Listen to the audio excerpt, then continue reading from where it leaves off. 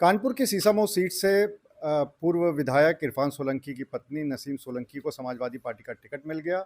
वहीं दूसरी तरफ शासन की तरफ से एक 9 साल पुराने मामले में सभी जितने भी आरोपी थे उनके मुकदमे वापसी के लिए पत्र भी आ गया। इस पत्र के आने के बाद से सियासी बवाल मचा हुआ है। एक तरफ विपक्ष ये कह रहा है कि ये चुनाव को देखते हुए जो वोटर्स हैं, हिंदू वोटर्स हैं, उनको लुभावने का पूरा तरीका है। वहीं पे दूसरी तरफ जो सत्ता पक्ष के लोग हैं, उनका ये कहना है कि उस समय तत्काल समाजवादी पार्टी सरकार में गलत तरीके से एक ही पक्ष के ऊपर मुकदमे हो गए थे, तो उस गलती को अब हमारी आज की सरकार जो है वो ठीक कर रही है। इसी मुद्दे पे बात करने के लिए हमारे साथ मौजूद हैं समाजवादी पार्टी के विधायक अमिताभ बाजपेयी।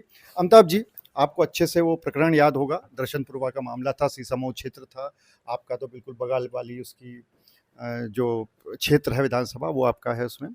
उस समय से अब ये विपक्षी पार्टियां सब लगातार कह रही हैं कि ये सीसामऊ चुनाव को देखते हुए ये हिंदू वोटर्स को लुभावने का तरीका है सरकार का। आपका क्या कहना है? हम अब जो पत्रकार आप है, सवाल पूछना आपका काम है, लेकिन हम आपसे पूछेंगे आपको क्या लग रहा है, तो लगता है आप भी कुछ ऐसा ही बताएंगे। ये लुभाने का नहीं है, ये बांटने का है। ये लुभाना होता है, सुविधा दी जाती है, सुविधा देने से लोग लुभावना हो सकता है। किसी को सुविधा विशेष दे दीजिए, किसी को खुश कर दीजिए, तो उसको लुभाना कहते हैं। ये लुभाने का नहीं, लगातार भारतीय जनता पार्टी का एक ही एजेंडा है कि धर्म के आधार पर बंटवारा करो, जातियों के आधार पर बंटवारा करो। तो ये बांटने के लिए उनका एक और कदम है, उसके अलावा कुछ नहीं है। चुनाव चूंकि आ गया है, सबको मालूम है चुनाव आ गया है, और मैं आपसे ये भी दावा कर रहा हूँ कि ये मुकदमा कोई वापस नहीं होने जा रहा। ये वापस नहीं कर रहे हैं। ये खाली चिट्ठी लिख करके फिलहाल कुछ दिन तक इस मुद्दे को मुद्दा बनाएँगे। आपके जैसे पत्रकार साथी और हमारे जैसे लोग इस पर बोलेंगे, और बोल करके उनका एजेंडा पर हम लोग काम करेंगे। इसलिए मैं चाहता हूँ इस पर ज़्यादा बात ना करी जाए। हमको, आपको, उनको, सबको न्यायालय पे भरोसा करना चाहिए था और न्यायालय के विवेक को छोड़ना चाहिए था। मुकदमा तो न्यायालय में है। न्यायालय सही गलत का फैसला कर सकता है। अनावश्यक सरकार को हस्तक्षेप नहीं करना चाहिए। हालाँकि ये वही सरकार है जिसने अपने मुख्यमंत्री और अपने उप मुख्यमंत्री तक के मुकदमे वापस लिए हैं, इसलिए इनसे इससे ज़्यादा उम्मीद करी जा सकती। ये सरकार बुलडोजर का न्याय करती है। इस सरकार को न्यायालय के न्याय पर कतई भरोसा नहीं है, इसलिए ऐसा है। ये अलग बात है कि चुनावी एजेंडे में उनका शायद ये मुद्दा फिट हो रहा है, ऐसा उनको लगता होगा, लेकिन कानपुर जनता उससे कहीं ज़्यादा बुद्धि हुई है। मुझे लगता है कि मुद्दा कानपुर में फिट नहीं होगा। देखिए, सत्ता पक्ष के लोगों का कहना है कि ये तो आप लोगों की जब सरकार थी, 2015 का मामला है, सपा की सरकार थी, तो उस समय की जो गलती हुई थी, क्योंकि झगड़ा हुआ था 2 गुटों में, लेकिन मुकदमा उस समय भी जो लिखा गया वो सिर्फ एक ही धर्म विशेष के लोगों के खिलाफ लिखा गया और एक ही तरफ के लिखा गया, दूसरों की तरफ से लिखा भी नहीं गया था। ये ऐसा सत्ता पक्ष के लोगों का कहना है। मामला तो न्यायालय में है। क्या न्यायालय पे भरोसा नहीं है हम लोगों को क्या? और सरकार भी बगैर न्यायालय की सहमति के मुकदमा वापस नहीं ले पाएगी, ऐसी रूलिंग्स हैं। तो जब मामला न्यायालय में है तो मुझे लगता है संयम बरतना चाहिए था और न्यायालय पर भरोसा करना चाहिए था। और चुनाव के वक्त में आम तौर पे ऐसे मुद्दे उखाड़ना भारतीय जनता पार्टी की आदत है, जो उनके पास उनके पिटारे में बताने के लिए और कुछ नहीं है। 10 साल की केंद्र सरकार, 15 साल की कानपुर की सरकार, 8 साल की प्रदेश सरकार के बाद भी उनके पिटारे में कुछ भी नहीं है, सिवाय इसके कि न्यायालय की अवहेलना करके ऐसे मुद्दों को उखाड़ा जाए।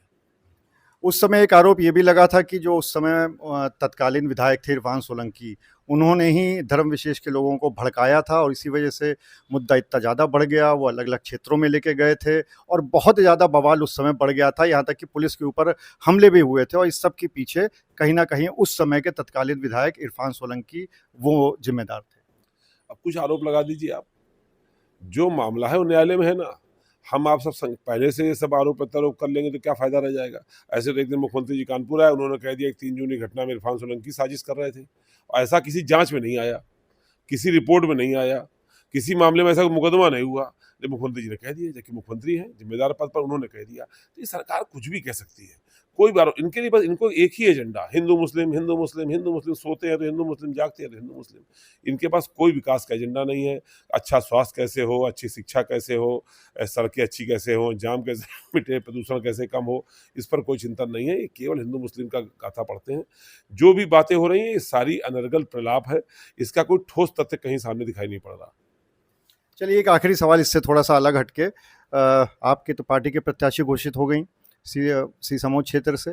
दूसरी तरफ कांग्रेस के कद्दावर नेता आए हुए थे, कल ही की बात है, और उनसे जब बात की गई तो उनका तो ये कहना था कि उनको पता ही नहीं है कि गठबंधन में आप प्रत्याशी भी घोषित कर दिया आप लोगों ने, उनसे पूछा भी नहीं, बताया भी नहीं, तो मतलब क्या गठबंधन डावाडोल है? अब मुझे नहीं पता गठबंधन की स्थिति क्या होगी, राष्ट्रीय नेतृत्व तय करेगा, हमारा भी और संभवतः उनका भी। लेकिन उनके क्षेत्रीय नेता, जो लोकल नेता हैं, वो अपनी महत्वाकांक्षा को पुष्टि के लिए, अपनी महत्वाकांक्षाओं को पूरा करने के लिए अनर्गल बयानबाजी कभी कर देते हैं लोकल के नेता। लेकिन शीर्ष नेतृत्व को ध्यान देना चाहिए और पार्टियों के लंबे हित को देखते हुए और भारतीय जनता पार्टी से जो कठिन लड़ाई है उसको देखते हुए उनको बड़े निर्णय लेने चाहिए और दिल भी बड़ा करना चाहिए। हमारे नेता ने हमेशा दिल बड़ा करके दिखाया है, चाहे मध्य प्रदेश का मामला हो और चाहे हरियाणा का मामला हो। हमारे नेता ने बगैर एक भी सीट लिए कांग्रेस को समर्थन किया और अपना दिल बड़ा किया। पता नहीं ये इतने छोटे दिल के क्यों हैं। लोकल के नेता खास तौर पर ऐसी बातें कर देते हैं। अब जहाँ तक जो नेता कह रहे हैं हमको पता ही नहीं कि लिस्ट घोषित हो गई, तो मैं उनसे अनुरोध करूंगा कि सोशल मीडिया को देखा करें। हमारी पार्टी की हर सूचना समाजवादी पार्टी के पेज पर आती है, तभी उसको हम लोग ऑथेंटिक मानते हैं। तो समाजवादी पार्टी के पेज बीच में स्क्रॉल करते रहें तो सूचनाएं उनको समय से मिल जाया करेंगी।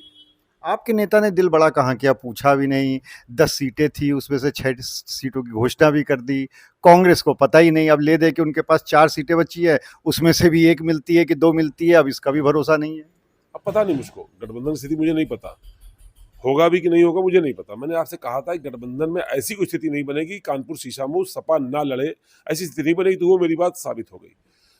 उनके राष्ट्रीय नेतृत्व में क्या बात चलती मुझे नहीं पता, पर मैं समझता हूँ ये सीटें कौन है। मैनपुरी लेंगे क्या आप शीशामऊ हमारी सिटिंग सीट लेंगे क्या आप? मिल्कीपुर लेंगे क्या आप? हमारी ये लालजी वर्मा जी वाली सीट कटहरी लेंगे क्या? जो हमारी सीटें हैं वो क्यों लेना चाहते हैं आप?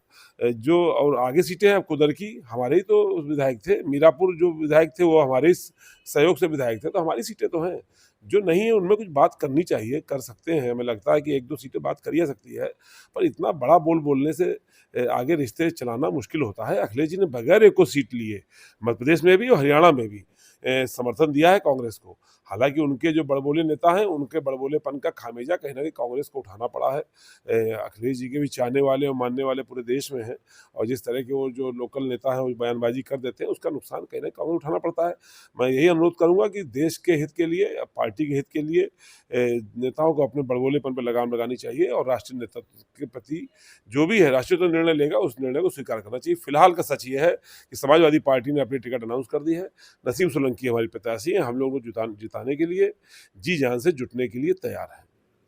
तो आप थे अमिताभ वाजपेयी, जिनका ये कहना है कि जहाँ तक मुकदमे वापसी की बात है, तो वो सिर्फ एक भाजपा सरकार का दिखावा है, ऐसा इनका कहना है। और ये कहना है कि ये मुकदमे वापस भी नहीं होंगे, ये सिर्फ चुनाव की जो छुटपुटिया होती है उसको दिया जा रहा है। और दूसरी तरफ उनका ये भी कहना है कि शीशमऊ सीट पर जो लोकल के कांग्रेस के नेता हैं उनको थोड़ा सा बयानबाजी पर अपने लगाम लगानी चाहिए, क्योंकि जो तय करेगा राष्ट्रीय नेतृत्व तय करेगा। और अखिलेश यादव ने हरियाणा और मध्य प्रदेश दोनों जगह अपनी सीटें छोड़ी हैं, तो कहीं ना कहीं यूपी में उनका दावा मजबूत है। अनुराग अग्रवाल, TV9 कानपुर।